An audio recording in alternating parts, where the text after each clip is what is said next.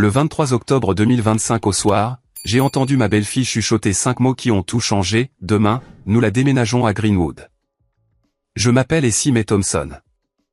J'ai 74 ans. Je n'ai pas halté. Je n'ai pas crié. Je suis juste restée assise dans le noir, au bord du lit de cette chambre d'amis au matelas ferme, mes mains appuyées à plat contre mes cuisses, et j'ai écouté. Si vous écoutez d'un endroit lointain, indiquez votre ville dans les commentaires pour que je puisse voir jusqu'où cela a voyagé. Et s'il vous plaît, restez avec moi jusqu'à la fin. À travers la fente de la porte, je l'avais laissée ouverte d'un pouce pour que le chat puisse entrer et sortir, j'ai entendu la voix de Vanessa, basse et contrôlée, comme on parlerait de déplacer des meubles ou de prendre rendez-vous chez le dentiste. Les papiers sont prêts, dit-elle. Dr Mitchell a tout signé. Nous devons juste l'y emmener avant qu'elle ne pose d'autres questions sur l'argent. La voix de mon fils devint ensuite, plus douce, incertaine. Maman, tu es sûre? Elle est encore vive d'esprit. Et si elle est un fardeau, devons? Vanessa le coupa comme elle le faisait toujours avec cette pointe acerbe sous la douceur. Nous en avons discuté. Tyler a besoin de cette école privée. Nous avons besoin des rénovations. Ta mère est assise sur $250 000 d'assurance vie, et nous ne pouvons pas y accéder tant qu'elle est. Eh bien, tant qu'elle est encore compétente. Encore compétente. J'ai fermé les yeux et j'ai laissé ces mots s'installer dans mes os. Ils attendaient que je devienne incompétente. Ou pire, ils prévoyaient de me rendre ainsi. Je n'ai pas bougé. Pas encore. Je savais que les planches de ce plancher grinçaient à 3 endroits spécifiques. Je les avais mémorisées au cours des 8 dernières semaines. 8 semaines, 2 jours, et environ 4 heures depuis que j'avais emménagé dans cette pièce qui sentait le désodorisant à la lavande et les promesses non tenues. Devon reprit la parole, sa voix presque trop basse pour être entendue. Et si elle dit non? Et si elle nous combat? Vanessa a ri. A réellement ri. Devon, elle a 74 ans. Elle a subi une opération de la hanche. Elle a vendu sa maison et nous a donné l'argent. Elle est déjà à moitié partie. Nous ne faisons que faciliter le processus. Le silence qui suivit fut pire que n'importe quel mot. Parce que mon fils, mon petit garçon, celui que j'avais élevé seul après la mort de son père, celui pour qui j'avais travaillé 2 emplois pour qu'il aille à l'université, n'a pas objecté. Il n'a pas dit que c'était mal. Il n'a pas dit que c'était sa mère. Il n'a rien dit du tout et ce rien m'a dit tout ce que j'avais besoin de savoir. Je suis restée assise là pendant encore 20 minutes après que leurs pas se soient estompés à l'étage, après que la porte de leur chambre se soit refermée en un clic, après que la maison se soit installée dans le silence épais de minuit. Ce n'est qu'alors que je me suis levée avec précaution et que j'ai fermé ma porte sans faire de bruit. Je n'ai pas pleuré. J'avais cessé de pleurer facilement il y a des années, quand j'avais 17 ans et que j'étais enceinte. Et que ma propre mère m'avait dit que je ruinerais ma vie si je gardais ce bébé. Quand Charles s'est effondré à table il y a 3 ans d'une crise cardiaque qu'il n'avait pas vu venir. Quand j'avais 72 ans et que le médecin a dit « arthrose », comme si c'était une condamnation à mort au lieu de juste une douleur avec laquelle j'avais appris à vivre. Non, je n'ai pas pleuré. J'ai fait mes valises. Laissez-moi vous raconter comment j'en suis arrivé là. Comment une femme qui a enseigné l'anglais à Booker T. Washington High School pendant 31 ans, qui a élevé seul un fils, qui possédait sa maison entièrement et n'a jamais demandé un sou à personne, s'est retrouvée dans une chambre d'amis à écouter sa propre famille comploter sa disparition. Cela a commencé par ma hanche. Ou plutôt, cela a commencé par l'appel téléphonique de Devon le 15 août, 3 jours après mon opération. Maman, avait-il dit, sa voix pleine d'une inquiétude qui semblait réelle à l'époque. Vanessa et moi en avons discuté. Ce cottage est trop pour toi maintenant. Tous ces escaliers, le jardin. Et si tu tombes encore? Je suis tombé une fois. Je lui ai rappelé sur un trottoir mouillé. C'est pourquoi j'ai eu l'opération. Pourtant, il a insisté. Tu es seul là-bas. Nous nous inquiétons. Nous avons cette chambre d'amis. Tyler aimerait avoir sa grand-mère à la maison. Et honnêtement, maman, ça nous rassurerait. Rassurant. C'est comme ça qu'il a appelé ça. J'aurais dû mieux savoir. Une femme noire de 74 ans ne survit pas aussi longtemps sans développer un instinct quand quelque chose ne va pas. Mais j'étais fatigué. L'opération m'avait plus épuisé que je ne l'avais admis. Et la vérité était que l'absence de ma famille me manquait. Cela faisait 3 ans que je vivais seul dans cette petite maison de Morrison Street depuis la mort de Charles. Alors, le 29 août 2025, j'ai signé les papiers pour vendre le 1247 Morrison Street. La maison que Charles et moi avons achetée en 1983 pour $42 000 valait maintenant $385 000. Devon a dit qu'il s'occuperait de tout. Il a dit qu'il l'investirait pour moi. Le ferait fructifier. Tu me fais confiance, n'est-ce pas, maman? A-t-il demandé. Et Dieu m'est témoin. Je lui ai fait confiance. L'argent, $385 912 après frais, a été viré sur le compte de Devon le 3 septembre. Temporairement, dit-il, juste le temps que je mette en place le portefeuille d'investissement à ton nom. C'était il y a 7 semaines. Le portefeuille ne s'est jamais matérialisé, mais les changements ont commencé immédiatement. De petites choses au début. Mon fauteuil préféré de Morrison Street, celui dans lequel Charles m'a demandé en mariage, a fini dans le garage. Il ne correspond pas à l'esthétique, a expliqué Vanessa avec un sourire qui n'atteignait pas ses yeux. Mon courrier a commencé à arriver ouvert. Oh, je pensais que c'était important, disait Vanessa. J'essayais juste d'aider. La table du dîner a rapetissé, littéralement. Ils ont remplacé la table à 6 places par une table à 4 places. Plus intime, a dit Vanessa. J'ai mangé dans la cuisine après ça, utilisant des assiettes en carton pendant qu'ils utilisaient la vaisselle en porcelaine dans la salle à manger. Tyler, mon petit-fils, qui avait l'habitude de courir vers moi pour des câlins, a commencé à éviter mon regard. Il avait 14 ans, à cet âge où les enfants deviennent silencieux de toute façon. Mais c'était différent. C'était de la peur. Et puis il y a eu le médicament. Je prenais le même médicament contre l'hypertension depuis 6 ans. Même pharmacie, même dosage, même petit comprimé bleu. Mais il y a 3 semaines, ils ont changé. Couleurs différentes, formes différentes. Quand j'ai demandé, Vanessa a dit, « Oh, le médecin vous a fait passer au générique. » C'est la même chose, ça coûte moins cher. Ça ne vous dérange pas, n'est-ce pas? Ça me dérangeait, mais je les ai pris quand même parce que quel choix avais-je? Sauf qu'ils me rendaient confuse, embrouillée. J'oubliais ce que je disais au milieu d'une phrase. J'entrais dans des pièces et j'oubliais pourquoi j'étais là. « Maman, tu te sens bien ?» Devon demandait, le front plissé d'inquiétude. « Tu as l'air bizarre ces derniers temps. » La semaine dernière, je n'ai pas pu trouver mes clés de maison. J'ai passé 20 minutes à les chercher avant que Vanessa ne les trouve dans le réfrigérateur. « Oh, Mère Thompson » avait-elle dit, sa voix dégoulinante de fausse sympathie. C'est peut-être le moment de faire vérifier votre mémoire. Ces choses arrivent à votre âge. Ces choses à mon âge, comme si j'étais déjà à moitié parti, comme si j'étais déjà facile à oublier. Mais voici ce qu'ils ne savaient pas. J'avais été enseignante pendant 31 ans. J'avais eu affaire à des menteurs adolescents, à des bureaucrates administratifs et à des coupes budgétaires qui auraient fait pleurer un homme adulte. Je savais quand on me manipulait. Alors, il y a 2 nuits, j'ai cessé de prendre les nouvelles pilules, je les ai jetées dans les toilettes et j'ai fait semblant de les avaler quand Vanessa me les a apportées avec mon verre d'eau du soir. En 24 heures, ma tête s'est éclaircie, et c'est là que j'ai commencé à faire attention.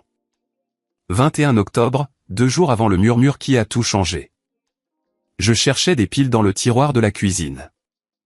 Vanessa les gardait dans le tiroir à côté de l'évier, avec des attaches torsadées, des clés de rechange et tous les petits débris d'un foyer.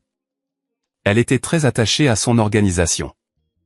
Chaque chose à sa place, disait-elle toujours, ce qui était amusant compte tenu de la vitesse à laquelle elle m'avait déplacé. Le tiroir est resté à moitié ouvert. Je l'ai secoué, j'ai tiré plus fort, et quelque chose a bougé à l'arrière. Une enveloppe, épaisse et blanche, coincée derrière la doublure du tiroir. J'aurais dû la laisser tranquille. J'aurais dû pousser le tiroir pour le fermer et m'éloigner, mais je ne l'ai pas fait. L'enveloppe portait mon nom. Et Sim et Thompson tapaient à l'encre noire sur le devant. Pas d'adresse de retour, pas de timbre, juste mon nom.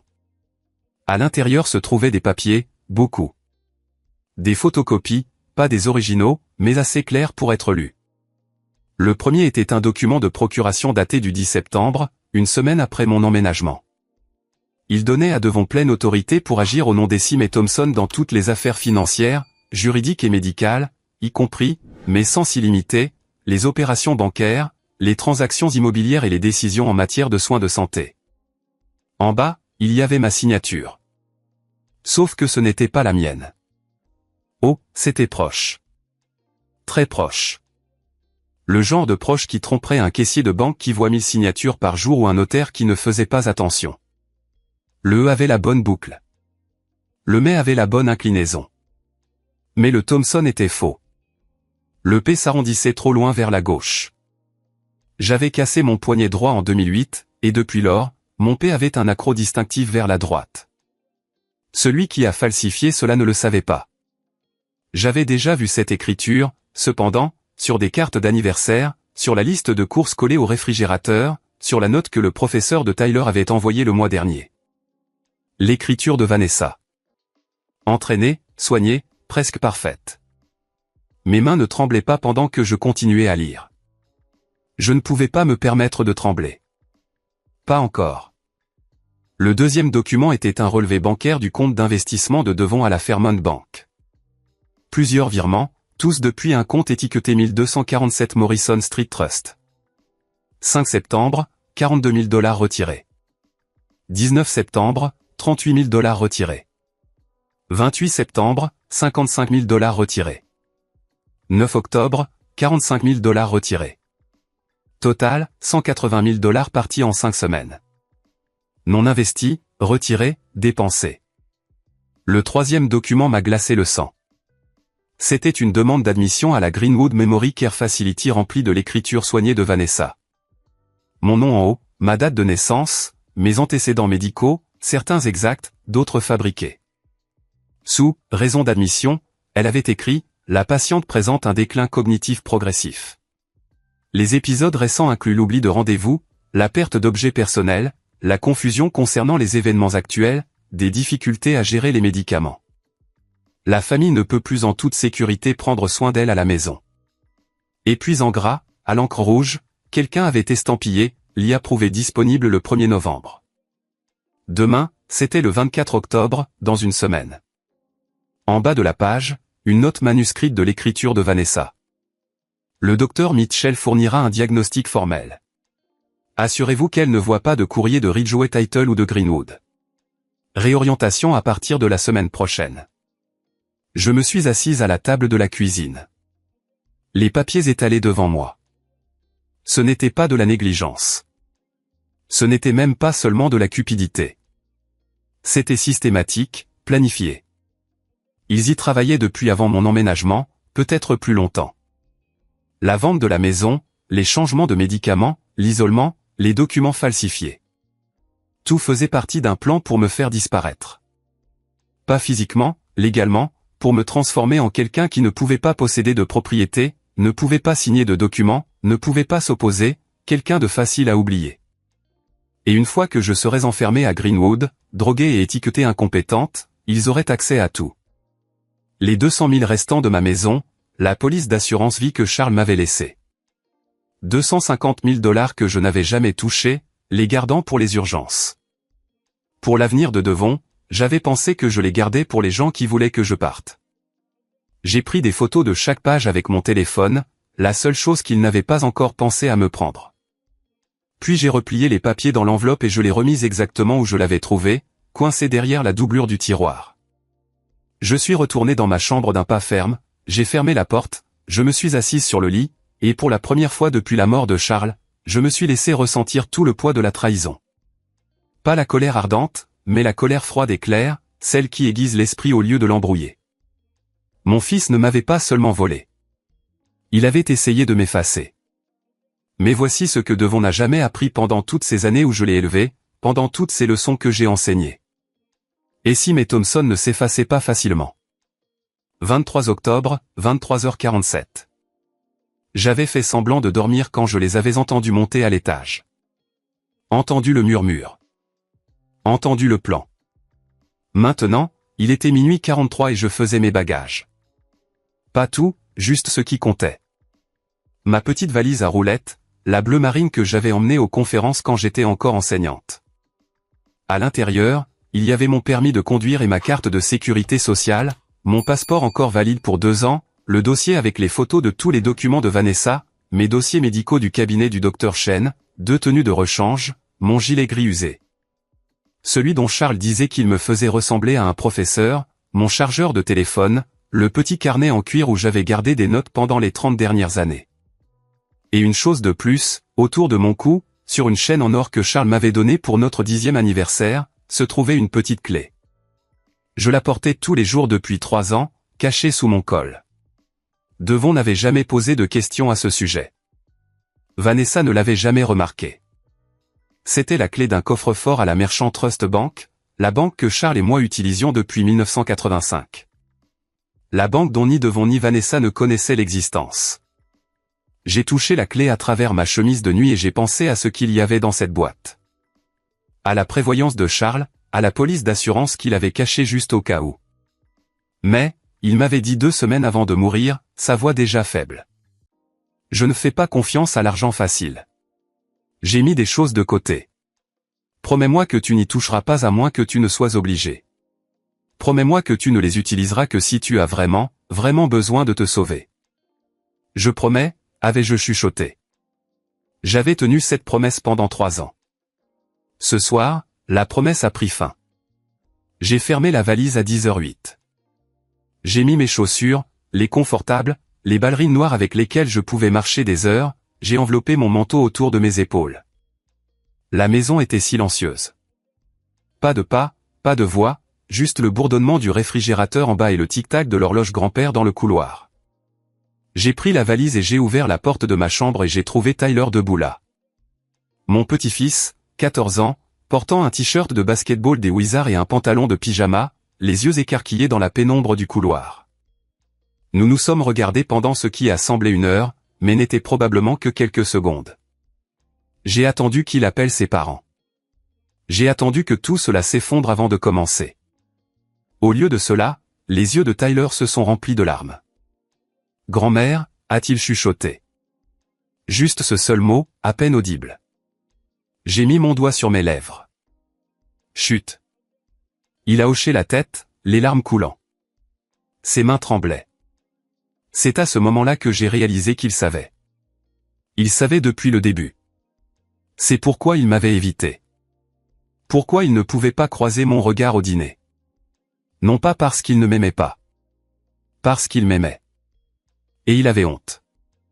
Tyler s'est avancé et m'a pressé quelque chose dans la main. Un petit morceau de papier plié serré. « Je suis désolé » a-t-il soufflé. « Je suis tellement désolé. J'aurais dû. J'aurais voulu. Mon chéri, écoute-moi. » J'ai gardé ma voix basse mais ferme. « Ce n'est pas ta faute. Tu me comprends? Pas la moindre part de cela n'est de ta faute. Mais je les ai entendus parler et je n'ai pas, tu as 14 ans. Ce n'est pas ton fardeau à porter. » Il a essuyé ses yeux avec le revers de sa main. « Où vas-tu? » « Quelque part en sécurité. »« Tu vas bien? » J'ai touché son visage comme je le faisais quand il était petit. « Je vais plus que bien. Et toi aussi. Mais pour l'instant, je dois te demander de retourner au lit. Tu ne m'as pas vu. Tu comprends? » Il a hoché la tête. « Je t'aime, mon chéri. Je t'aime aussi, grand-mère. » Sa voix a craqué sur le dernier mot. Puis il s'est retourné et a disparu dans sa chambre, fermant la porte sans faire de bruit. Je suis resté là un instant, laissant mon cœur se calmer. Puis j'ai déplié le papier qu'il m'avait donné. De l'écriture désordonnée d'adolescents de Tyler. Je les ai tous enregistrés sur mon téléphone. Je te l'enverrai. Je suis désolé d'avoir eu trop peur pour aider. S'il te plaît, ne déteste pas papa complètement. Il est juste faible. J'ai replié la note et l'ai glissée dans ma poche.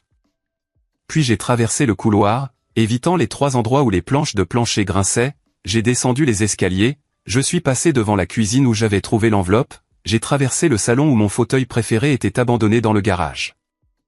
La porte d'entrée avait une nouvelle serrure installée il y a 2 semaines. Pour la sécurité, avait dit Vanessa, mais j'avais toujours ma clé. Je l'ai tournée lentement. La serrure s'est ouverte avec un bruit qui semblait trop fort dans la maison silencieuse. Je suis sorti dans la nuit d'octobre. L'air était frais, presque froid, avec l'odeur du feu de cheminée de quelqu'un quelques maisons plus loin. La rue était vide. Des maisons identiques avec leur pelouse parfaite et leurs portes fermées et leurs secrets. Je n'avais jamais appartenu à ce quartier. Je ne m'étais jamais senti chez moi dans cette maison. Et maintenant, je la quittais pour toujours.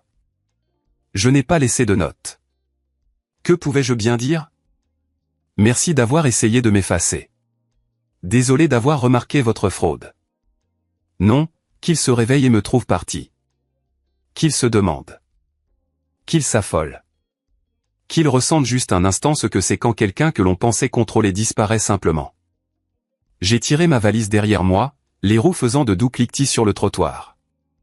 Au bout de l'allée, j'ai fait une pause, j'ai regardé la maison une dernière fois. Il y avait une lumière allumée à l'étage.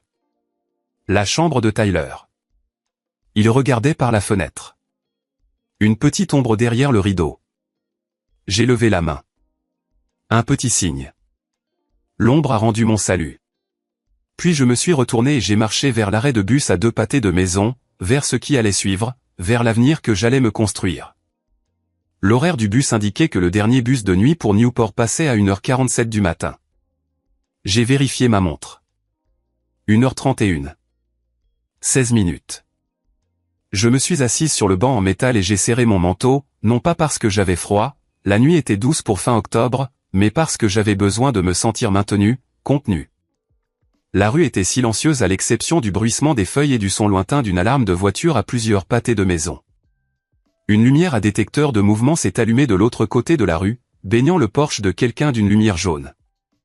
Puis s'est éteinte à nouveau. Dans ma poche, mon téléphone a vibré.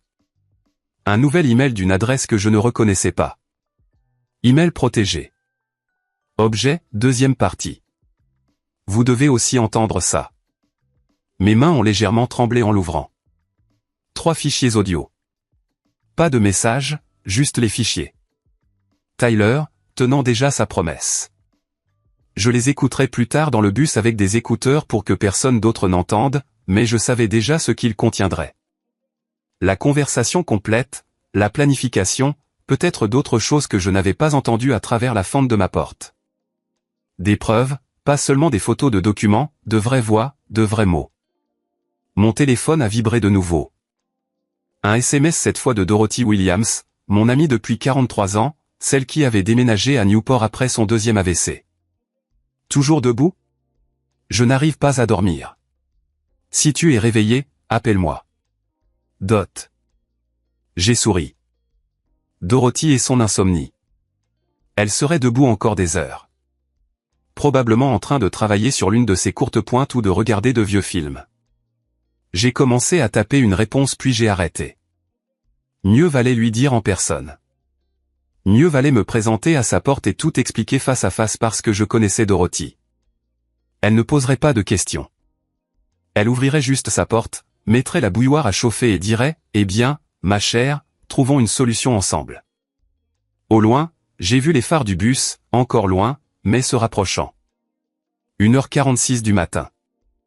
Je me suis levé, serrant la poignée de ma valise. Le bus s'est arrêté avec un sifflement de frein et un bruit de système hydraulique. Les portes se sont ouvertes. Le chauffeur, un homme corpulent d'une 50aine d'années aux yeux gentils, m'a regardé. « Vous allez bien, madame ?» a-t-il demandé. Un peu tard pour être dehors. « Ça ira, dis-je. Newport, s'il vous plaît. C'est le dernier arrêt. Long trajet à 7 heures de la nuit.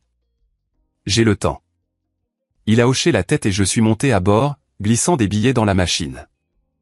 Le bus était presque vide, juste moi, un jeune couple endormi l'un contre l'autre à l'arrière, et un homme en costume tapant sur un ordinateur portable près du milieu. J'ai choisi un siège près de l'avant, près d'une fenêtre. J'ai posé ma valise sur le siège à côté de moi. Le bus a démarré et j'ai regardé le quartier disparaître derrière nous. Ces maisons parfaites avec leurs secrets parfaits. Cette chambre d'amis où j'avais passé 8 semaines à me sentir lentement effacé. Tout cela s'effaçait dans l'obscurité derrière nous. J'ai sorti mes écouteurs, je les ai connectés à mon téléphone et j'ai ouvert le premier fichier audio que Tyler m'avait envoyé. La voix de Vanessa est arrivée claire et froide. Ta mère est assise sur un quart de million d'assurance vie, Devon. Quand vas-tu prendre tes responsabilités? J'ai fermé les yeux et j'ai écouté. Au moment où le bus a atteint l'autoroute, j'avais écouté les 3 fichiers, chaque mot de leur planification, chaque cruauté occasionnelle, chaque moment où Devon avait été trop faible pour dire non. Et une chose de plus, quelque chose que je ne savais pas. Ils avaient déjà contacté quelqu'un à mon sujet. Une femme nommée Lauren Mitchell. Nous l'avons trouvée grâce à l'un de ces sites d'ADN généalogique, disait la voix de Vanessa sur l'enregistrement. Tu peux le croire? Essimé a eu une fille qu'elle a abandonnée à 17 ans. La femme ne sait même pas que sa vraie mère est encore en vie ou qu'elle est sur le point d'hériter d'une sacrée somme. Mon cœur s'est arrêté. Lauren Mitchell, le bébé que j'avais abandonné en 1968, la fille pour laquelle j'avais passé 57 ans à me demander. Le secret que je n'avais jamais dit à personne, pas même à Charles. Il l'avait trouvé et il prévoyait de l'utiliser. Je suis resté très immobile, regardant l'autoroute sombre défiler, traitant cette nouvelle information. Il ne voulait pas seulement m'effacer. Il voulait utiliser mon propre passé contre moi. Mais voici ce que Vanessa ne comprenait pas. Ce que Devon avait oublié de toutes ces années où je l'avais élevé. J'avais survécu au fait d'être enceinte à 17 ans en 1968. J'avais survécu à la honte de ma mère, à la pitié de l'assistante sociale, aux parents adoptifs qui avaient pris mon bébé sans même me laisser la tenir une seule fois. J'avais survécu au fait d'être une jeune veuve avec un enfant à élever. J'avais survécu au budget serré et aux longues heures et au poids lent et écrasant de tout faire seul. J'avais survécu au racisme systémique dans un système scolaire qui ne voulait pas d'enseignantes noires. J'avais survécu aux administrateurs qui avaient essayé de me faire partir, aux étudiants qui me mettaient à l'épreuve, aux parents qui doutaient de moi. J'avais survécu à l'arthrose et à l'opération de la hanche et au brouillard des médicaments conçus pour me faire oublier qui j'étais. Et maintenant, j'avais survécu à la trahison de ma propre famille. S'ils pensaient pouvoir utiliser ma fille, l'enfant que j'avais pleuré pendant 57 ans, comme une arme contre moi, ils étaient sur le point d'apprendre exactement la quantité d'acier qu'une femme noire de 74 ans pouvait porter dans sa colonne vertébrale. Le bus a ronronné, avançant dans la nuit.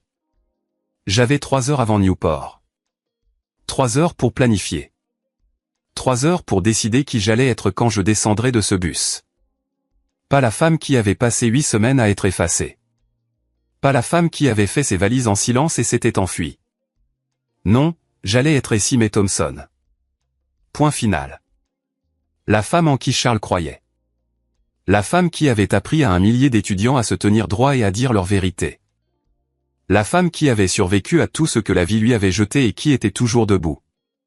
Il voulait que je disparaisse. J'étais sur le point de devenir plus visible qu'il ne l'avait jamais imaginé. J'ai sorti mon journal et j'ai commencé à écrire. Nom, date, chiffres, tout ce que j'avais découvert, tout ce que j'avais entendu, tout ce que j'avais ressenti.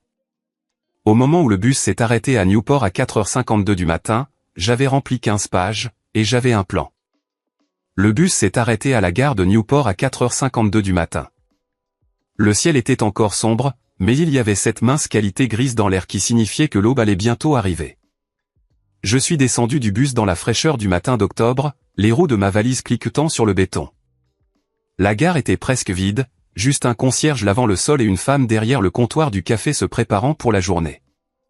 J'ai sorti mon téléphone et j'ai composé le numéro de Dorothy. Elle a décroché à la première sonnerie. Mais, c'est toi. Sa voix était alerte, pas endormie. Elle m'attendait. Je suis à la gare routière. Dot. Seigneur, aie pitié. Reste là. Je suis à 5 minutes. Elle était là en 4. Dorothy Williams s'est arrêtée dans sa vieille Honda Civic, celle avec l'autocollant sur le pare-choc qui disait, enseignante à la retraite, chaque enfant était mon préféré. Elle avait 65 ans, plus petite que moi de 7 cm, avec des cheveux gris argentés qu'elle portait naturels et près de sa tête. Elle portait un sweatshirt violet et un jean, et ses yeux vifs et avisés, ont tout englobé d'un seul coup d'œil, moi, ma valise, le fait que je me tenais à une gare routière à 5 heures du matin avec tout ce que je possédais. Elle n'a pas posé une seule question, a juste ouvert le coffre et a dit, mets ton sac. Rentrons à la maison. Nous avons traversé les rues calmes de Newport, devant les magasins fermés et les maisons endormies. La voiture de Dorothy sentait les sachets de lavande qu'elle gardait toujours partout, et la légère odeur du café qu'elle avait bu. Finalement, elle a parlé. On dirait que tu as porté le poids du monde, ma fille. C'est tout ce qu'il a fallu. Ma gorge s'est serrée, mes yeux ont brûlé. Et pour la première fois depuis que j'avais trouvé ces papiers, depuis que j'avais entendu ce murmure, depuis que j'étais sorti de cette maison, j'ai laissé les larmes couler. Pas de grands pleurs, pas de sanglots. Juste des larmes silencieuses coulant sur mon visage pendant que je regardais par la fenêtre les rues sombres. Dot, dis-je, ma voix brisée. Mon propre fils. Il a essayé de m'effacer. Les mains de Dorothy se sont serrées sur le volant, mais sa voix est restée calme. Alors nous te reconstruisons. Brique par brique. C'est ce que nous faisons. Nous nous sommes arrêtés devant sa petite maison sur Seascape Avenue à 5h07 du matin. C'était un petit cottage, bleu pâle avec des garnitures blanches, avec un jardin plein de fleurs qu'elle réussissait d'une manière ou d'une autre à maintenir en vie par pure obstination et en leur parlant tous les matins. À l'intérieur, elle a mis la bouilloire à chauffer sans me demander si je voulais du thé. Bien sûr, je voulais du thé. Nous étions amis depuis 43 ans. Elle savait. Nous nous sommes assis à sa table de cuisine, la même table en chêne qu'elle avait depuis 1987, et je lui ai tout raconté. Les pilules qui me rendaient confuse, les documents falsifiés, l'argent qui disparaissait, le plan de m'enfermer à Greenwood, le murmure que j'avais entendu à travers la porte. Dorothy a écouté sans m'interrompre, son visage devenant plus dur à chaque détail. Quand j'ai eu fini, elle est restée silencieuse pendant un long moment. Puis elle a dit, nom d'un chien. J'ai ri malgré tout. Dorothy jurait rarement. Quand elle le faisait, on savait que c'était sérieux. Et moi qui pensais que mon gendre était le roi de la cruauté, a-t-elle ajouté. Mais ça, c'est systématique. C'est le mal avec un plan. Ce n'est pas seulement Devon, dis-je. C'est Vanessa. C'est elle. Je me fiche de qui a commencé. Devons la laisser faire. Cela le rend coupable aussi. Dorothy a versé du thé dans 2 tasses. Celle avec des chats dessus qu'elle avait collectionné au fil des ans. Tu restes ici aussi longtemps que tu as besoin. Et demain, enfin, aujourd'hui, nous allons commencer à arranger ça. Je ne sais même pas par où commencer. Si, tu sais. Tu commences à la banque. Tu commences avec des avocats. Tu commences par reprendre ce qui est à toi. Elle a poussé une tasse vers moi. Tu as passé toute ta vie à défendre les enfants des autres, mais il est temps de te défendre toi-même. J'ai enroulé mes mains autour de la tasse chaude et j'ai hoché la tête. Dorothy avait raison. J'avais appris à un millier d'étudiants à prendre la parole, à tout documenter, à ne jamais laisser personne les rabaisser. Maintenant, c'était à mon tour de suivre mon propre conseil. 24 octobre, 9h47 du matin. Je suis entré à la Fairmont Bank au 1247 Commerce Street, vêtu de mon blazer bleu marine, celui que je portais aux réunions parents-professeurs, et portant mon dossier de preuve. Le coup de feu du matin était passé. Juste quelques clients au guichet et le son étouffé des gens gérant leurs affaires financières dans de polis murmures. Je me suis dirigé directement vers la réception. Je dois parler à un responsable, s'il vous plaît. Il s'agit de fraude et d'accès non autorisé à mes comptes. La femme à la réception, dont le badge disait Jennifer Martinez, a levé les yeux, a commencé à me sourire poliment, puis a vu mon visage. Ce qu'elle a vu là-bas l'a fait hocher la tête rapidement. Laissez-moi appeler Monsieur Rodriguez. Veuillez vous asseoir. Je ne me suis pas assise. Je suis resté debout. 3 minutes plus tard, un homme d'une trentaine d'années est sorti d'un bureau vitré. Il était latino, vêtu d'un costume gris avec des yeux fatigués qui suggéraient qu'il avait vu trop de problèmes franchir ses portes. Madame Thompson, je suis David Rodriguez, directeur adjoint. Veuillez venir à mon bureau. Son bureau était petit mais soigné. Des diplômes au mur, une photo de 2 petits-enfants sur son bureau, une tasse de café qui disait « Le meilleur papa du monde ». Je me suis assise et j'ai posé mon dossier sur son bureau. Monsieur Rodriguez, mon fils m'a volé. Je dois vous demander de geler tous les comptes auxquels il a accès, et je dois le faire tout de suite. Les sourcils de David se sont levés, mais il ne m'a pas renvoyé. Pouvez-vous me dire ce qui s'est passé? J'ai ouvert le dossier, je lui ai montré la procuration falsifiée, les relevés bancaires, l'historique des transactions. Il a lu chaque page, son visage devenant de plus en plus sombre. Madame Thompson, a-t-il dit finalement. Avez-vous signé cette procuration? Non. Avez-vous autorisé ces transferts? Non. Votre fils a-t-il eu un accès légitime à vos comptes? Pas avant il y a 2 mois, quand je lui ai donné un accès temporaire pour déposer des fonds de la vente de ma maison. 385 912 $. C'était censé être investi à mon nom. Au lieu de cela, j'ai montré les relevés. 180 000 $ ont disparu en 8 semaines. David s'est penché en arrière sur sa chaise.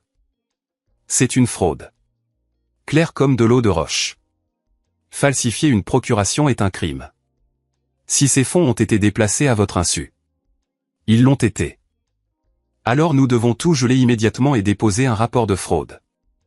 Il était déjà en train de taper sur son ordinateur. J'aurai besoin que vous remplissiez quelques formulaires et j'aurai besoin de voir votre pièce d'identité. J'ai sorti mon permis de conduire et mon passeport. Je veux que tous les comptes auxquels il a accès soient gelés. Je veux que tous les relevés de transactions soient imprimés et je veux transférer tous les fonds restants vers un nouveau compte à mon seul nom. Absolument. Donnez-moi quelques minutes pour. C'est alors que mon téléphone a commencé à sonner. Devons. J'ai regardé l'écran. 15 appels manqués, tous du même numéro. David a remarqué. C'est lui? Oui. Voulez-vous répondre? Parfois, entendre leur réaction peut être instructif. J'ai regardé David Rodriguez, j'ai vu quelque chose dans ses yeux. Il avait déjà traité cela. Abus financier envers les personnes âgées, vol familial. Il savait comment cela fonctionnait. Pouvez-vous entendre l'appel si je le mets sur haut-parleur? Si vous me donnez la permission, oui, cela pourrait être utile pour la documentation. J'ai répondu à l'appel et je l'ai immédiatement mis sur haut-parleur, posant le téléphone sur le bureau de David. Maman, Dieu merci. Où es-tu? La voix de Devon était aiguë, paniquée. Nous nous sommes réveillés et ta chambre était vide. Nous appelons depuis des heures. Je vais bien, Devon. Bien? Tu es parti au milieu de la nuit. Pas de mots, rien. As-tu une idée à quel point nous nous sommes inquiétés? J'ai regardé David. Il a hoché la tête légèrement, m'encourageant à continuer. Inquiet pour moi, Devon, ou inquiet pour autre chose? Une pause. Quoi? De quoi parles-tu? Je parle des 385 000 $ que tu étais censé investir pour moi. Je parle des 180 000 $ qui sont déjà partis. Je parle de la procuration que tu as falsifiée avec ma signature. Silence. Silence complet. Puis la voix de Vanessa, aiguë et contrôlée. Mère Thompson, vous êtes confuse. Laissez-nous venir vous chercher. Nous pouvons régler tout ça. J'ai trouvé les papiers, Vanessa. Tous. Les documents falsifiés, les relevés bancaires, la demande d'admission à la Greenwood Memory Care avec le faux diagnostic. Vous ne comprenez pas ce que votre. Je comprends parfaitement. Je vous ai entendu. 23 octobre, vers 23h30. Demain, nous la déménageons à Greenwood. Ce sont vos mots exacts. Une autre pause, plus longue cette fois. Quand Devon a parlé de nouveau, sa voix était différente. Plus tendue. Maman, tu ne peux pas simplement nous laisser tomber. Nous avons des dépenses. L'école de Tyler coûte 43 000 $ par an. La maison a besoin. Avait besoin de mon argent. Tu veux dire l'argent de ma maison? Mon assurance vie que tu prévois d'utiliser après m'avoir fait déclarer incompétente. Maman, s'il te plaît, ne m'appelle pas comme ça. Tu as perdu le droit de m'appeler comme ça quand tu as décidé que j'étais plus utile partie que présente. Ma voix était calme, froide. Vous avez 72 heures pour rendre chaque dollar que vous avez volé. Après cela, je porte plainte. Tu ne peux pas, j'ai mis fin à l'appel. David me regardait avec une sorte d'admiration. Madame Thompson, c'était quelque chose. C'était nécessaire. J'ai croisé les mains sur mes genoux. Maintenant, pouvons-nous geler ces comptes? Nous avons passé l'heure suivante à tout examiner. David a consulté chaque compte, chaque transaction, chaque autorisation que Devon avait faite à mon nom. Les chiffres n'arrêtaient pas d'empirer. 5 septembre, 42 000 $ transférés à Thomson Home Renovation LLC. 19 septembre, 38 000 $ à Lifestyle Consulting Group. 28 septembre, 55 000 $ à Investment Portfolio numéro 4428. 9 octobre, 45 000 $ à Educational Trust Fund. Ces noms d'entreprise, David a dit, fronçant les sourcils. Ils sont tous enregistrés à, laisse-moi deviner, Devon ou Vanessa. En fait, Vanessa. Elle est la seule propriétaire de ces 4 SARL. Elles ont été créées en août, juste avant que vous n'emménagiez. Ils avaient créé des sociétés écrans. Ce n'était pas un vol opportuniste. C'était une fraude préméditée. Il y a plus, David a dit, sa voix devenant plus douce. Votre fils, je suis désolé, Monsieur Thomson, a ouvert 3 cartes de crédit à votre nom. Le solde total est de 47 312 $. Mon estomac s'est noué. 47 000. Surtout des dépenses dans des détaillants de luxe. Home Depot, Williams-Sonoma, un magasin de meubles appelé Prestige Home Design, tous livrés à son adresse. Ils avaient rénové leur maison avec mon argent, acheté des meubles avec des cartes de crédit à mon nom, et j'avais dormi dans une chambre d'amis, mangeant dans des assiettes en carton, regardant ma vie disparaître. Je veux tout geler, dis-je. Tout. Et je veux un relevé complet de chaque transaction. Je l'aurai près dans 30 minutes. David s'est levé. Madame Thomson, je dois également vous donner les coordonnées d'un avocat, quelqu'un spécialisé dans l'abus financier envers les personnes âgées. Il a écrit un nom et un numéro sur une carte de visite et me l'a tendu. Patricia Barnes, avocate spécialisée en droit des aînés et défense financière, Barnes et Associés. C'est la meilleure, David a dit. Elle vous aidera à déterminer les prochaines étapes. J'ai pris la carte. Merci, Monsieur Rodriguez. Appelez-moi David et Madame Thomson. Il m'a regardé avec ses yeux fatigués qui avaient trop vu. Je suis désolé que cela vous soit arrivé, mais je suis heureux que vous ayez riposté. La plupart des gens ne le font pas. La plupart des gens sont probablement plus jeunes que 74 ans. En fait, c'est exactement la démographie à qui cela arrive le plus souvent. Vous seriez surpris du nombre de familles qui font ça à leurs aînés. Il a secoué la tête. Ou peut-être pas. Il avait raison. Je ne serais pas surprise. Je n'avais juste jamais pensé que cela m'arriverait. À 14h15, je suis entré dans les bureaux de Barnes et Associés au 847 Harborview Drive. La salle d'attente était peinte d'un gris doux avec des fauteuils confortables et des magazines réellement à jour. Une musique classique jouait doucement en fond. Tout y respirait le professionnalisme sans être froid. Une jeune réceptionniste a levé les yeux. Madame Thomson, Mademoiselle Barnes est prête pour vous. Par ici. Le bureau de Patricia Barnes était grand et garni de livres de droit. C'était une femme noire d'une 40aine d'années, vêtue d'un tailleur bordeaux, les cheveux en dreadlocks soignés attachés en arrière. Elle avait le genre de présence qui vous faisait vous tenir plus droite sans vous en rendre compte. Madame Thomson. Elle m'a serré la main avec une poigne ferme. David Rodriguez a appelé à l'avance. Il m'a donné quelques informations préliminaires, mais j'aimerais tout entendre de votre part. Et s'il vous plaît, prenez votre temps. Nous avons tout l'après-midi si nécessaire. Je me suis assise sur la chaise en face de son bureau et je lui ai tout raconté, toute l'histoire, de l'opération de la hanche aux pilules, du murmure au trajet en bus. Patricia a écouté sans m'interrompre, prenant des notes sur un bloc-notes jaune. Quand j'ai eu fini, elle a posé son stylo et m'a regardé. Madame Thomson, avant de dire quoi que ce soit d'autre, je dois vous dire quelque chose. Ce qui vous est arrivé n'est pas rare. En fait, c'est malheureusement courant. Je vois 3 à 4 cas comme celui-ci chaque mois. La plupart sont des femmes noires de plus de 60 ans. La plupart ne le signalent jamais. Le fait que vous soyez ici dans mon bureau, prête à riposter, cela vous rend extraordinaire. Je ne me sens pas extraordinaire. Je me sens fatigué et en colère. Ceux-ci ne sont pas mutuellement exclusifs. Elle a légèrement souri. Maintenant, parlons de ce que nous pouvons faire. J'ai examiné les documents que David m'a envoyés. La procuration falsifiée seule suffit pour des accusations criminelles. Ajoutez-y les virements non autorisés, la fraude à la carte de crédit, les documents médicaux fabriqués, et nous avons un schéma clair d'abus financiers envers les personnes âgées et de fraude. Elle a sorti un dossier et l'a ouvert. Voici ce que je vois. Falsification de procuration, falsification criminelle, virement non autorisé totalisant 180 000 $.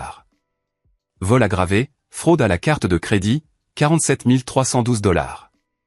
Vol d'identité. 4 sociétés écrans créées pour détourner de l'argent. Blanchiment d'argent. Diagnostic médical fabriqué. Fraude médicale. Conspiration en vue de détention illégale. Tentative d'emprisonnement arbitraire. J'ai fixé la liste. Ça fait beaucoup de crimes. Oui, ça l'est. Patricia s'est penchée en avant. La question est, que voulez-vous faire à ce sujet? Vous avez des options. Option 1, nous déposons des accusations criminelles. Le procureur poursuivrait. Votre fils et votre belle-fille pourraient être emprisonnés. Option 2, nous intentons une action civile. Poursuivre en justice pour le remboursement des fonds plus les dommages et intérêts. Pas de prison, mais vous récupérez votre argent. Option 3, nous faisons les deux. Que choisissent la plupart des gens? La plupart des gens ne veulent pas voir leur famille en prison, alors ils choisissent l'option 2. Ils récupèrent leur argent et coupent les ponts. Elle fit une pause. Mais Madame Thompson, je vais être honnête avec vous. Si vous ne poursuivez pas au pénal, des gens comme votre belle-fille, ils passeront simplement à la prochaine victime. J'ai pensé à la voix de Vanessa sur cet enregistrement. Froide, calculatrice. Une fois qu'elle serait à Greenwood, ces endroits ne sont pas réputés pour la qualité de leurs soins. J'ai pensé à Lauren Mitchell, la fille que j'avais abandonnée il y a 57 ans, la fille que Vanessa avait retrouvée et qu'elle prévoyait d'utiliser. Et si je ne suis pas encore sûr, demandai-je. Alors nous nous préparons aux deux et nous décidons plus tard. Pour l'instant, le plus important est la protection. Nous devons nous assurer qu'ils ne peuvent plus accéder à quoi que ce soit d'autre. Je rédigerai une lettre de mise en demeure. Je déposerai une demande d'ordonnance restrictive si nécessaire. Et je commencerai le processus de transfert de la procuration à quelqu'un en qui vous avez confiance. Je ne sais pas qui ce serait. Mon fils est la seule famille que j'ai. Patricia m'a regardé attentivement. David a mentionné quelque chose à propos d'une fille il y a longtemps. Mon souffle s'est coupé. Comment? Je suis désolé, je n'aurais pas dû en parler, mais s'il y a quelqu'un là-bas, quelqu'un de digne de confiance, cela pourrait valoir la peine. Je l'ai abandonnée à l'adoption en 1968. Je ne sais même pas si elle est vivante. Avec votre permission, je pourrais essayer de la trouver. Discrètement, professionnellement, juste pour voir si elle pourrait être quelqu'un qui serait prêt à aider. Pas de pression, pas d'obligation. J'ai regardé par la fenêtre de Patricia le port au-delà. Des bateaux se déplaçant sur l'eau, des gens vivant leur vie. Tout continuait pendant que la mienne avait été bouleversée. Oui, dis-je finalement. Oui, trouvez-la, s'il vous plaît. J'étais dans la chambre d'amis de Dorothy, celle avec la courte pointe verte à la fenêtre qui donnait sur son jardin, quand mon téléphone a sonné à 20h43. Un email d'une adresse que je ne reconnaissais pas. Email protégé. Objet, deuxième partie. Vous devez aussi entendre ça. Mes mains ont légèrement tremblé en l'ouvrant. 2 autres fichiers audio, tous deux datés du début du mois, des semaines avant mon départ.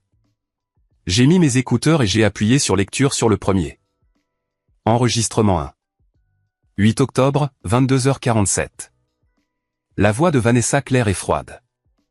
Ta mère est assise sur un quart de million d'assurance vie. Devons, nous en avons parlé. Quand vas-tu prendre tes responsabilités? Devons, je ne peux pas simplement. C'est ma mère, Vanessa. Je ne peux pas. Vanessa. Et Tyler est ton fils. Ton fils qui mérite la meilleure éducation. Ton fils qui ne devrait pas avoir à aller à l'école publique comme tu l'as fait. Veux-tu qu'il ait les mêmes difficultés que toi? Devons, plus doucement. Bien sûr que non. Mais maman ne mérite pas, Vanessa. Mérite. Devons. Réveille-toi. Ta mère a eu toute une vie avant toi. Toute une vie dont elle ne t'a jamais parlé. Savais-tu qu'elle a eu une fille avant toi? L'a abandonnée à l'adoption à 17 ans. Silence. Long silence. Devons. Quoi? Vanessa. Oh, tu ne savais pas?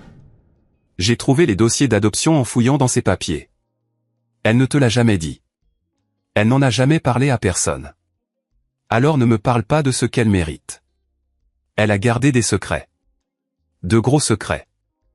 Devons. Sa voix était différente maintenant. Plus dure. Une fille. Elle a eu un autre enfant. Vanessa. Et l'a abandonnée. Alors épargne-moi la culpabilité de la placer dans un établissement de soins. Elle sait clairement comment se détourner des membres de la famille gênants. L'enregistrement se termine. Je suis resté très immobile, fixant le téléphone. Vanessa avait découvert l'existence de Lorraine. Elle avait utilisé cette information pour manipuler Devon. Elle avait transformé ma honte la plus profonde, mon secret le plus douloureux en une arme contre moi. Mes mains tremblaient maintenant, non pas de peur, mais de rage. J'ai appuyé sur lecture sur le deuxième enregistrement. Enregistrement 2. 15 octobre, 14h33. Vanessa au téléphone avec quelqu'un. Oui, ici Vanessa Thompson. J'appelle à propos de l'admission à Greenwood. Lit 447 réservé pour Essie Thompson. Oui, c'est ma belle-mère. Non, elle ne sait pas encore. Nous prévoyons de lui dire la semaine prochaine. Le diagnostic? Le docteur Mitchell s'en occupe. Il me doit une faveur pour la collecte de fonds de l'hôpital. Démence progressive, probablement Alzheimer. Oui, je comprends qu'il y aura une évaluation, mais le docteur Mitchell m'assure que ce n'est qu'une formalité. Longue pause pendant que l'autre personne parle. Coût, la compte est de 15 000, n'est-ce pas? Et puis 7 000 par mois? Oui, c'est bien. Nous paierons avec ses biens. En fait, elle a une assurance vie d'1 million. Une fois qu'elle sera correctement placée et que nous aurons la tutelle, cela couvrira tout à long terme. Autre pause. Oh, je ne m'inquiète pas de la qualité des soins. J'ai entendu de bonnes choses sur Greenwood. Très paisible. Les patients y sont assez confortables, surtout avec les protocoles de médicaments que vous utilisez. Vanessa rit réellement. Non, mon mari n'a pas besoin de connaître tous les détails. Les hommes deviennent si émotifs à propos de leur mère. Mieux vaut le présenter comme la meilleure option. Au moment où il réalisera ce qui se passe, ce sera déjà fait. L'enregistrement se termine. J'ai retiré mes écouteurs et je me suis assise dans le silence de la chambre d'amis de Dorothy. C'était pire que je ne le pensais. Devon n'était pas le cerveau. Il était faible. Oui, complice. Absolument. Mais Vanessa, elle était l'architecte de tout cela. Elle avait trouvé mes secrets, manipulé mon fils, soudoyé un médecin, planifié mon emprisonnement, et calculé exactement combien de temps mon argent durerait. Et ce rire désinvolte et cruel sur la façon dont je serais paisible une fois correctement médicamenté à Greenwood.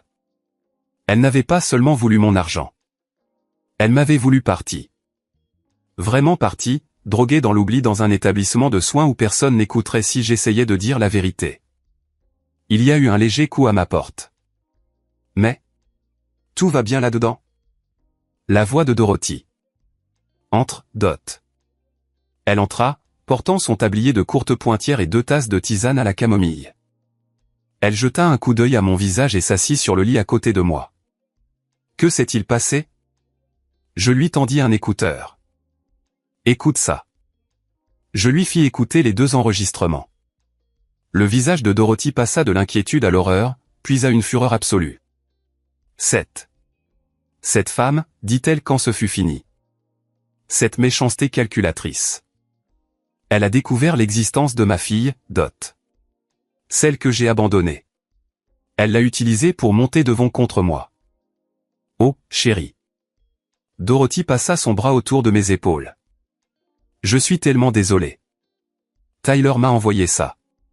Il les a enregistrés, m'envoyant des preuves. Ce garçon est plus courageux que son père ne le sera jamais. J'ai hoché la tête, m'essuyant les yeux. La question est, que dois-je faire maintenant? J'ai des preuves. Des preuves claires. Mais est-ce suffisant? Dorothy est restée silencieuse un instant. Puis elle a dit, tu sais quoi? Demain, nous appelons Patricia. Nous lui donnons ses enregistrements. Nous laissons les professionnels s'en occuper parce que tu as géré ça toute seule trop longtemps. Laisse d'autres personnes t'aider à mener cette bataille. Elle avait raison. J'avais passé 8 semaines à être lentement effacé. J'avais passé une nuit à m'échapper. Et j'avais passé une journée à commencer à riposter, mais je ne pouvais pas faire ça seul. J'avais Dorothy. J'avais David Rodriguez à la banque. J'avais Patricia Barnes, avocate. Et j'avais Tyler, 14 ans et plus courageux que son père, m'envoyant des preuves dans l'obscurité. Je n'étais plus seul. Et demain, j'allais m'assurer que Vanessa comprenne exactement ce que cela signifiait. Octobre est devenu novembre. Les feuilles sont tombées du chêne de Dorothy, et je les balayais tous les matins avant qu'elle ne se réveille. C'est devenu ma routine, mon rituel, ma façon de dire merci pour l'espace pour me reconstruire. Patricia Barnes a travaillé vite. En une semaine, elle avait déposé des ordonnances restrictives, envoyé des lettres de cessation et de désistement, et gelé tous les comptes que Devon et Vanessa avaient touchés. Les cartes de crédit ont été signalées comme frauduleuses. Les sociétés écrans ont été signalées pour enquête. Mais plus que cela, elle m'a aidé à trouver quelque chose que j'avais perdu, ma voix. Vous n'êtes pas une victime, Madame Thompson, m'a-t-elle dit dans son bureau le 3 novembre. Vous êtes une survivante qui agit. Il y a une différence. J'ai commencé à faire du bénévolat à la bibliothèque communautaire de Newport 3 jours par semaine. La bibliothécaire en chef, Beverly Parker, avait 62 ans, des lunettes de lecture sur une chaîne perlée et une voix qui portait à travers 3 pièces. Nous avons besoin de quelqu'un pour aider avec le programme d'alphabétisation, a-t-elle dit le premier jour. Des adultes qui apprennent à lire. Beaucoup d'entre eux sont des immigrants. Des gens d'été qui sont passés à travers les mailles du filet. Vous étiez enseignante, n'est-ce pas? Anglais, 31 ans. Parfait. Vous commencez jeudi. Et juste comme ça, j'avais de nouveau un but. J'ai appris à lire à une femme somalienne nommée Amina qui voulait aider ses petits-enfants avec leurs devoirs.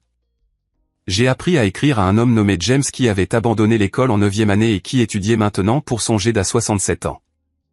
Il n'est jamais trop tard, je lui ai dit lors de notre 2e séance. C'est ce que ma fille dit, a-t-il répondu. Elle dit, si vous pouvez apprendre de nouvelles choses à 74 ans, je peux apprendre à 67 ans. J'ai souri. Votre fille a raison.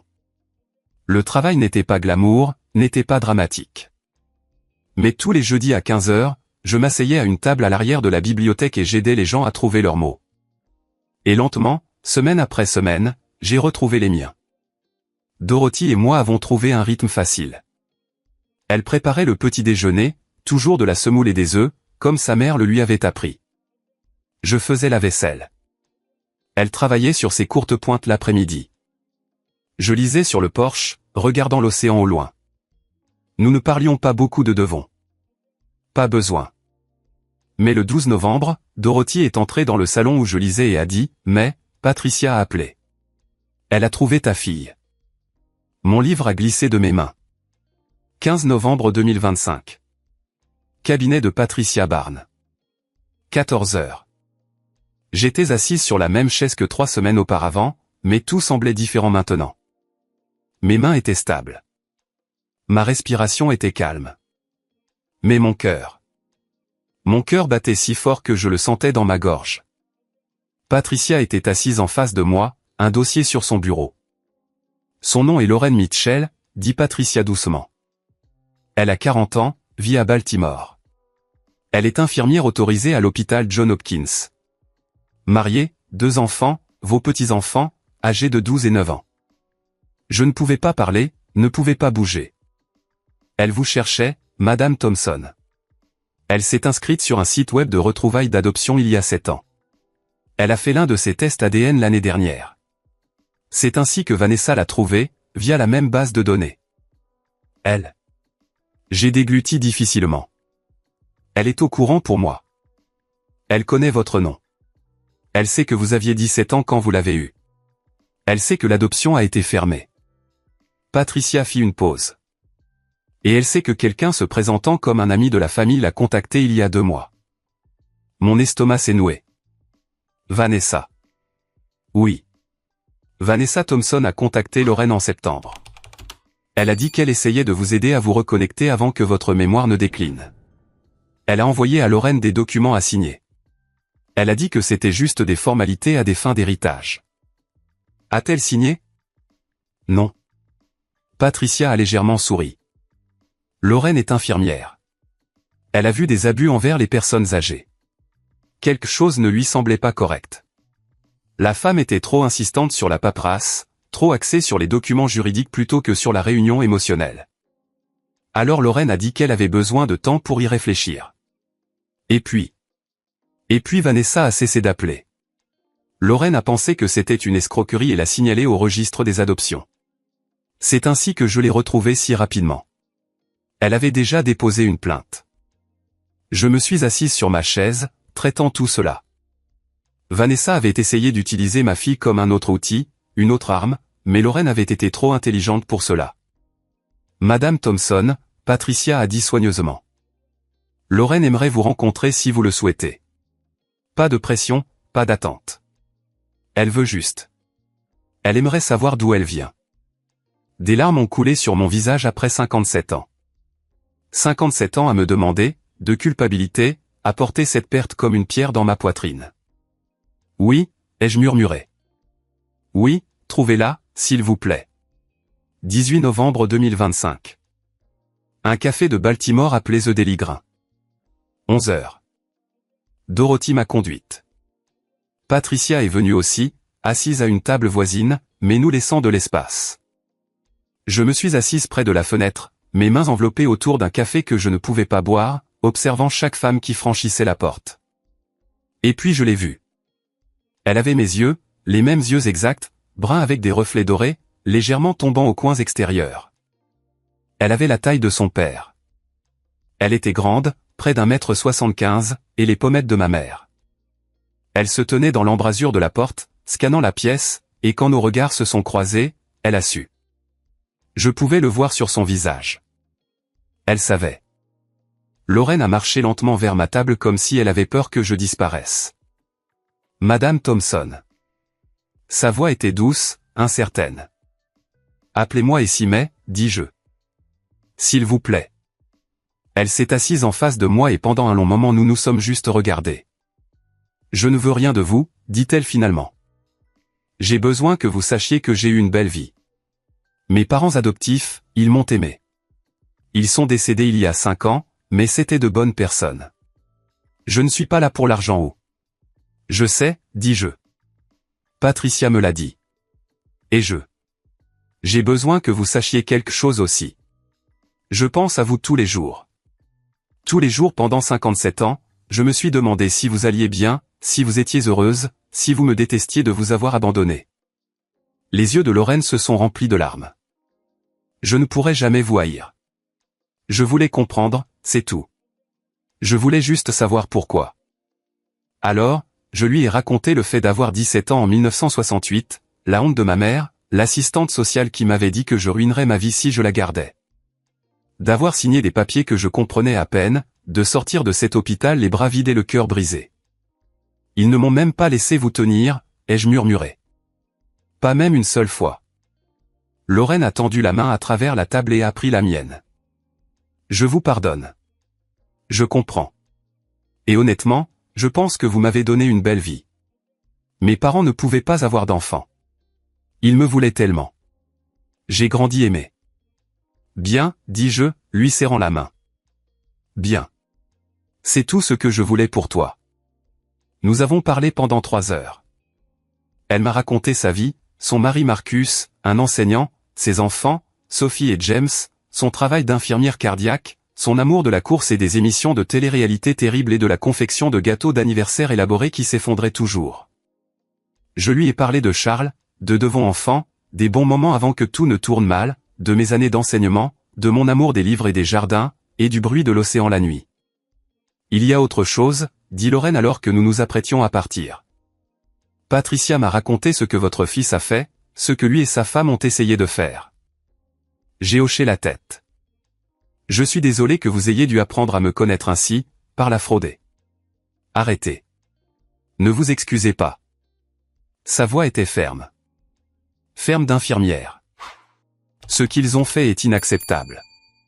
Patricia a dit que vous pourriez avoir besoin de quelqu'un pour détenir une procuration. Quelqu'un en qui vous pourriez avoir confiance. Je la fixais. Lorraine, nous venons juste de nous rencontrer. Je ne peux pas vous demander de. Vous ne demandez rien. J'offre. Elle se pencha en avant. Je suis infirmière. Je m'occupe de la défense des patients tous les jours. Je comprends les directives médicales, la protection financière, tout ça. Et plus que cela, j'ai grandi en me demandant d'où je venais. Maintenant, je sais que vous êtes une enseignante qui a riposté contre des gens qui essayaient de vous effacer. Vous êtes une survivante. Et si vous me le permettez, j'aimerais vous aider à le rester. Je ne pouvais pas parler. Je pouvais à peine respirer. Je n'essaie pas de remplacer la relation que vous avez avec votre fils, a poursuivi Lorraine. Mais peut-être que je pourrais être de la famille quand même. Le genre que l'on choisit. J'aimerais ça, ai-je réussi. J'aimerais beaucoup ça. Elle a souri. Mon sourire, ai-je réalisé, la même légère fossette dans la joue gauche. Alors faisons-le. Assurons-nous qu'il ne vous fasse plus jamais de mal. Patricia a appelé tôt. Madame Thompson, nous avons un problème. Devon et Vanessa ont déposé une demande de mise sous tutelle d'urgence. Ils affirment que vous êtes mentalement inapte, que vous avez abandonné votre famille sans explication, et que vous êtes indûment influencé par des étrangers. Une audience est prévue pour le 30 novembre.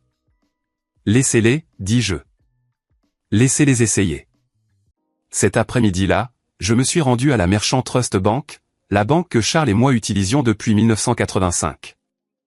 La banque que Devon ne connaissait pas. Je me suis dirigé vers le comptoir des coffres-forts et j'ai sorti la petite clé que je portais autour de mon cou. Coffre 447, ai-je dit à l'employé. Thompson. Elle m'a conduite au coffre, à la petite boîte métallique qui était restée intacte pendant 3 ans. À l'intérieur se trouvaient 50 000 $ en obligations au porteur, exactement comme Charles les avait laissés. Mais sous les obligations se trouvait une enveloppe, mon nom sur le devant de l'écriture de Charles. Les mains tremblantes, je l'ai ouverte. Ma chère May, si tu lis ceci, je suis parti et tu as besoin de cet argent. Cela signifie que quelque chose ne va pas. Cela signifie que quelqu'un essaie de te faire du mal. J'ai gardé ça pour toi. Pas pour Devon. Pas pour quelqu'un d'autre. Pour toi. Tu as renoncé à tant de choses quand tu étais jeune.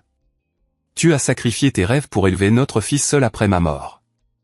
Tu as eu 2 emplois et tu ne t'es jamais plainte. Tu as amélioré la vie de tout le monde tout en réduisant la tienne. Cet argent est ta liberté. Mais, utilise-le pour toi, pour tes rêves, pour ta paix. Et si Devon est la raison pour laquelle tu lis cette lettre, si notre fils t'a déçu comme je l'ai parfois craint, sache ceci. Tu ne lui dois pas de pardon. Tu ne lui dois rien. Tu as élevé un garçon qui avait tous les avantages, toutes les opportunités. S'il a choisi de récompenser ton amour par la trahison, c'est de sa faute, pas de la tienne. Tu es la femme la plus forte que j'ai jamais connue. Ne laisse personne, pas même notre fils, te faire te sentir petite. Je t'aime. Je t'aimerai toujours. Charles. P.S. Il y a encore une chose dans la boîte. Regarde sous les obligations. Sous les obligations se trouvait une autre enveloppe, plus épaisse cette fois. À l'intérieur se trouvait la documentation d'une police d'assurance vie que je n'avais jamais vue, pas la police d'250 000 que Vanessa connaissait, une police distincte, $1 million avec Lorraine Mitchell désignée comme bénéficiaire. Au cas où, Charles avait écrit sur un pense-bête, tu retrouverais ta fille, j'ai toujours su que tu le ferais un jour. Elle mérite de savoir d'où elle vient.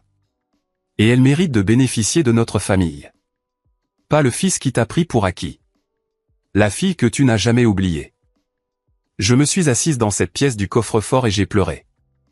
Non pas de tristesse, mais de gratitude, d'amour. Charles avait toujours su, m'avait protégé même après sa mort. 30 novembre 2025. Tribunal de la famille, palais de justice du comté de Newport. 9 heures. La salle d'audience était plus petite que prévu. Lambris en bois, lumière fluorescente, un drapeau américain dans le coin. La juge Michelle Rodriguez, sans lien de parenté avec David de la banque, était assise au banc avec des lunettes de lecture posées sur son nez. Devon et Vanessa étaient assis à la table du plaignant avec leur avocat, un homme en costume cher qui semblait spécialisé dans la discrétion des problèmes. J'étais assise à la table du défendeur avec Patricia. Derrière nous, Dorothy, David Rodriguez de la banque, Beverly de la bibliothèque, Lorraine et son mari Marcus, et Tyler. Mon petit-fils était venu, assis au dernier rang, les yeux rougis par les pleurs. L'audience a commencé. L'avocat de Vanessa a parlé en premier, avec assurance. Votre honneur, nous sommes ici aujourd'hui par profonde inquiétude pour Madame Essie Thompson, âgée de 74 ans. Elle a disparu de son foyer familial sans avertissement le 23 octobre, coupant tous les liens familiaux et tout contact. Depuis lors, elle vit avec des étrangers, a gelé des comptes familiaux et a montré des signes inquiétants de pensée paranoïaque et de jugement altéré. Il a présenté des documents, des dossiers médicaux du docteur Mitchell affirmant un déclin cognitif, des déclarations de Devon et Vanessa concernant mon comportement inquiétant, des témoins de moralité, des gens que je n'avais jamais rencontrés. Qui ont dit que j'avais semblé confuse lors de réunions de famille. Nous demandons à la Cour, a-t-il terminé, d'accorder une tutelle temporaire à Monsieur Devon Thompson afin qu'il puisse s'assurer que sa mère reçoive des soins et une évaluation appropriée. La juge Rodriguez a regardé Patricia. Conseil, Patricia s'est levée. Votre honneur, puis-je présenter des preuves? Elle a tout exposé. La procuration falsifiée, les relevés bancaires montrant 180 000 $ volés, les cartes de crédit ouvertes à mon nom, 47 312 $ de frais frauduleux, les sociétés écrans, les dossiers médicaux fabriqués, les enregistrements audio de Tyler. Toute la salle d'audience est restée silencieuse tandis que la voix de Vanessa résonnait dans les haut-parleurs. Une fois qu'elle sera à Greenwood, nous demanderons la tutelle. Après ça, eh bien, ces endroits ne sont pas réputés pour la qualité de leurs soins. Le visage de Devon est devenu blanc. La mâchoire de Vanessa s'est serrée. Puis Patricia a appelé ses témoins. David Rodriguez a témoigné de la fraude. Beverly a témoigné de mon travail bénévole. Dorothy a témoigné de mon état d'esprit. Et puis Lorraine s'est levée. Votre honneur, dit-elle, je suis Lorraine Mitchell. Je suis la fille de Madame Thompson, celle qu'elle a placée en adoption en 1968. Celle que Madame Vanessa Thompson a tenté de manipuler pour qu'elle signe de faux documents il y a 2 mois. Des halètements dans la salle d'audience. Devon s'est tourné pour me fixer, le visage bouleversé. Je suis infirmière autorisée avec 15 ans d'expérience, a poursuivi Lorraine. J'ai évalué Madame Thompson de manière approfondie. Elle n'est pas cognitivement altérée. Elle n'est pas confuse. C'est une femme de 74 ans qui a échappé à une situation d'abus financier avec clarté, courage et intelligence. Finalement, Patricia a dit, votre honneur, Madame Thompson souhaite témoigner. Je me suis levé, j'ai marché jusqu'à la barre des témoins, j'ai posé ma main sur la Bible et j'ai juré de dire la vérité. Et puis j'ai parlé. Votre honneur, je suis Essie Thompson. J'ai 74 ans. Je suis né en 1951 dans le Mississippi. J'ai déménagé dans le Maryland en 1970. J'ai enseigné l'anglais à Booker T. Washington High School pendant 31 ans. J'ai un crédit parfait. Je ne possède aucune propriété actuellement, mais j'ai possédé ma maison entièrement pendant 42 ans avant de la vendre en septembre. J'ai regardé directement la juge Rodriguez. Je suis une femme noire. Je suis âgée. Ces 2 faits ont fait que les gens me sous-estiment toute ma vie. Quand j'avais 17 ans, on m'a dit que j'étais trop jeune pour garder mon bébé. Quand mon mari est mort, on m'a dit que je ne pouvais pas élever un fils seul. Quand j'ai vieilli, on m'a dit que je ne pouvais pas gérer mes propres affaires. Ma voix est devenue plus forte. Mais j'ai enseigné pendant 30 ans. J'ai élevé un fils, bien qu'il m'ait déçu. J'ai survécu à la pauvreté, au racisme, au veuvage et à l'agisme. Et j'ai survécu à ma propre famille qui tentait de m'effacer. J'ai sorti les papiers, les preuves, la chronologie. Ils ne voulaient pas que je sois confuse. Ils voulaient que je sois contrôlable. Ils ne voulaient pas que je sois dans un établissement de soins pour ma santé. Ils voulaient que je sois là pour pouvoir accéder à 250 000 $ d'assurance vie. J'ai regardé Devon. Il ne pouvait pas croiser mon regard. Je ne suis pas confuse. Je ne suis pas incompétente. Je suis en colère. Et j'ai tout à fait le droit de l'être. Je me suis retourné vers la juge. Ils ont essayé de me rendre invisible, mais je suis toujours là, et je ne vais nulle part. La salle d'audience était silencieuse. La juge Rodriguez s'est penchée en avant. Monsieur Thompson, avez-vous quelque chose à dire? Devon s'est levé lentement, sa voix craquait. Votre honneur, je ne sais pas quoi dire. Je ne savais pas tout. Les enregistrements. Il s'est arrêté. C'est un mensonge. Je savais une partie. Je savais assez. J'aurais dû l'arrêter. Il s'est tourné vers moi. Maman, je suis tellement désolé. J'étais faible. Je l'ai laissé faire. Il a jeté un coup d'œil à Vanessa.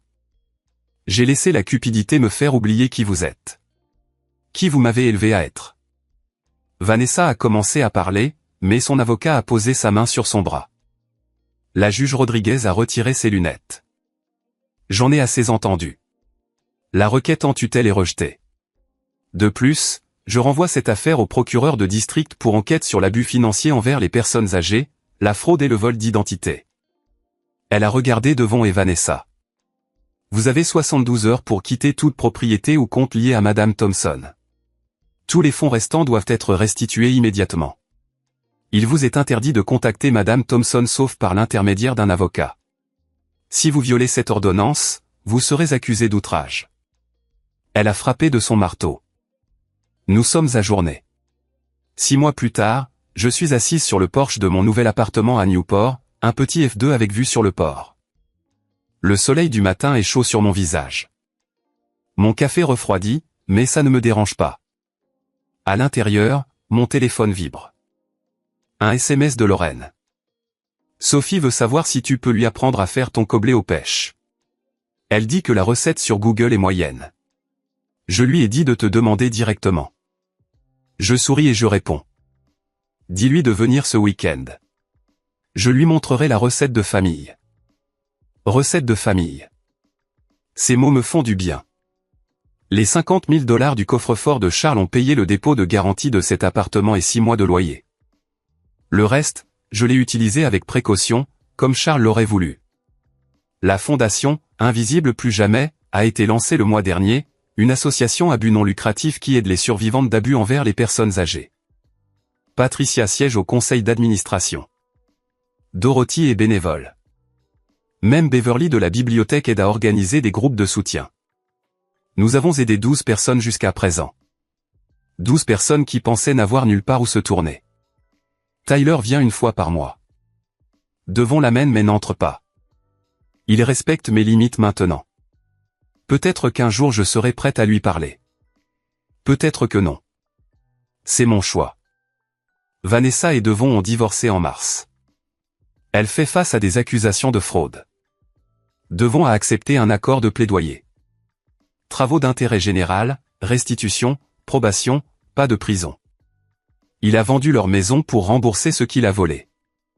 Je ne ressens aucun triomphe à ce sujet, juste de la tristesse pour ce qui aurait pu être, mais je ne me sens plus brisé non plus. J'entends des pas dans les escaliers. Lorraine apparaît, portant un sac de la boulangerie et 2 autres cafés. Je pensais que tu voudrais de la compagnie, dit-elle en s'installant sur la chaise à côté de la mienne. Toujours, dis-je. Nous nous asseyons dans un silence confortable, regardant les bateaux dans le port, regardant le monde se réveiller. Tu sais, dit Lorraine après un moment, Sophie m'a demandé comment tu étais quand tu étais jeune. Qu'est-ce que tu lui as dit? J'ai dit que je ne savais pas, mais je lui ai dit ce que je savais. Que tu es quelqu'un qui a survécu à tout ce que la vie t'a jeté. Que tu as enseigné à des centaines d'élèves. Que quand les gens ont essayé de t'effacer, tu t'es levé et tu as dit non. Que tu es l'une des personnes les plus fortes que j'ai jamais rencontrées. Mes yeux se remplissent de larmes. C'est gentil de ta part. Ce n'est pas gentil. C'est vrai. Elle tend la main et me serre la main. Je suis contente de t'avoir trouvé, et si mais. Je suis contente que tu sois ma mère. Je suis contente que tu m'aies trouvé aussi, mon chéri.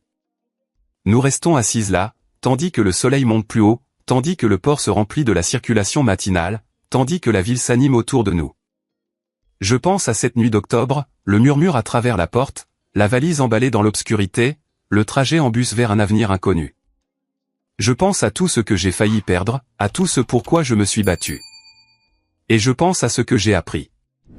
Qu'à 74 ans, on peut encore se réinventer, encore riposter, encore construire une nouvelle vie à partir des cendres de la trahison. Que la famille n'est pas toujours une question de sang. Parfois, c'est une question de choix, de gens qui se présentent quand on est au plus bas et qui vous aident à vous relever. Qu'être sous-estimé est parfois le plus grand avantage. Ils pensent que vous êtes faible parce que vous êtes vieille, parce que vous êtes une femme, parce que vous êtes noire. Ils pensent que vous accepterez tout ce qu'ils décideront pour vous. Ils ont tort. La plus grande victoire n'a pas été l'argent récupéré ou le procès gagné. Ce n'était même pas de retrouver ma fille. La plus grande victoire, c'était ça. Je suis visible. Pour la première fois depuis des années, peut-être pour la première fois de ma vie, je suis pleinement, complètement, puissamment visible. Non pas comme la mère de quelqu'un ou la maîtresse de quelqu'un ou le fardeau de quelqu'un. Juste comme Essie Mae Thompson, 74 ans, survivante, combattante, enseignante, mère, libre. Je lève ma tasse de café, la bonne que Lorraine m'a achetée, avec « la meilleure famille trouvée du monde » imprimée sur le côté, et je prends une gorgée. Elle est froide maintenant. Ça ne me dérange pas. Tout a le goût de la victoire. Si cette histoire a résonné en vous, si vous connaissez quelqu'un qui a subi des abus financiers envers les personnes âgées, si vous vous êtes déjà senti invisible et que vous vous êtes battu pour vous relever, vous n'êtes pas seul. Les Essie Mae du monde sont partout. Ce sont vos mères, vos grands-mères, vos tantes. Elles ont survécu à plus que vous ne le savez, et elles sont plus fortes que quiconque ne leur reconnaît le mérite. Ne laissez pas l'âge vous rendre invisible. Ne laissez personne vous dire qu'il est trop tard pour riposter, pour recommencer, pour exiger justice. Il n'est jamais trop tard. Vous n'êtes jamais trop vieux pour vous sauver vous-même. Restez visible. Well, hell yeah. Hey G, how are you, mate? Panda says, you need to see the US version. The actor for Mickey plays in the TMT film series, and the guy who plays Ian is the Star Wars. Yeah. And Jeffrey D. Morgan's in it as well, at one point. Redeem? Where's the what? I love this. I love how busy this chat is. I'll definitely check it out at some point because Nada will keep telling me to. I should have started watching it with you. Should have. It was just a snippet, I know. When you release that book or when you create the full version, will you be having pictures of it? Because now I know why some of you like that Redeem. It's absolute filth. We all want more. Yeah, hell yeah. Nice advertising. Of course it is. Listen, I will promote people who aren't slanderous and who don't come in.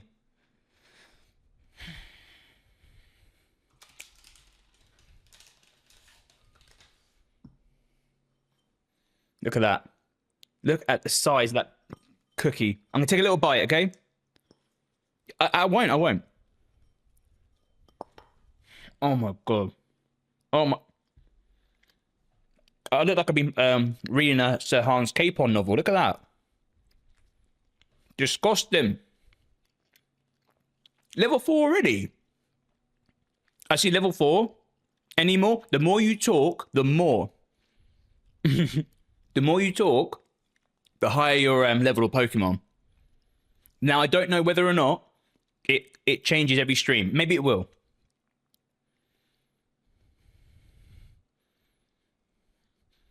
Absolute cringe. You just wait. Season 4 and 5 are, but after that, perfection. All right, good. Good to know. I am loving it. I really am loving the US version of Shameless. Farkle is truly based on skill, no luck involved.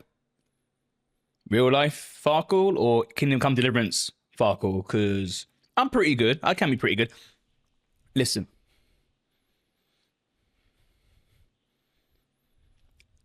I didn't realize I had that redeem. I never finished all the redeems. Like last night trying to go through some, and I've added some new ones. I need to go through it all still.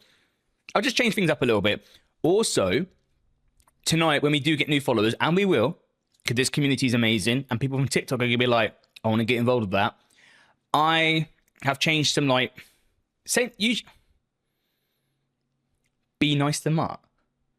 I am nice to Mutt. That one clip of him, Stop it. You're trying to get me aggravated. Don't. I'm trying to enjoy my cookie and my cup of tea. Trust, I got my 12-year-old niece into it. She Bao has many posters of them. Oh, my eyes started twitching like mad then. Why do you... I'm getting rid of that one. I swear to God. Every stream I keep threatening it, I'm going to get rid of it. I will get rid of it eventually. That's what she said. Huh? Oh, mate, welcome in. Bloody hell. Cookie's got... I'm trying to keep up. I think my Pokemon's Piplup is cute. I don't know all the later gen ones. After you've shown the cards, I need to go. I'll be back later, though. All right. Let me finish my cookie, and I'll show the cards. That's one of my new ones. That's one of my favorite new ones. Oh, my God. Don't forget your tea. Oh, no. So how am I so behind? Oh, my God. Is that from the bakery section? Yeah. The little paper pocket. So it's in this packaging. Salted caramel and pretzel cookie. Is this still hot? And thank you, Neo, for redeeming some bits of that. Are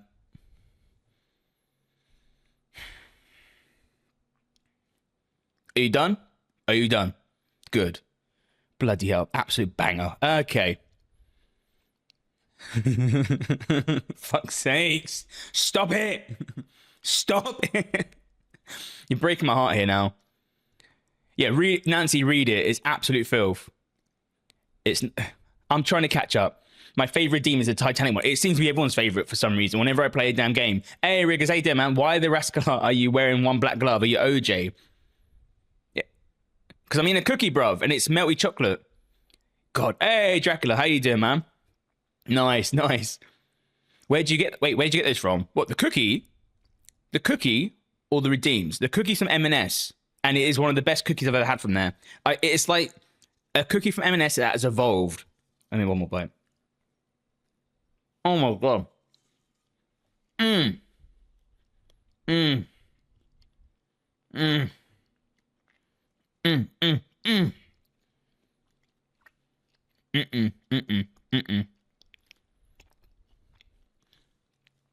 is smart.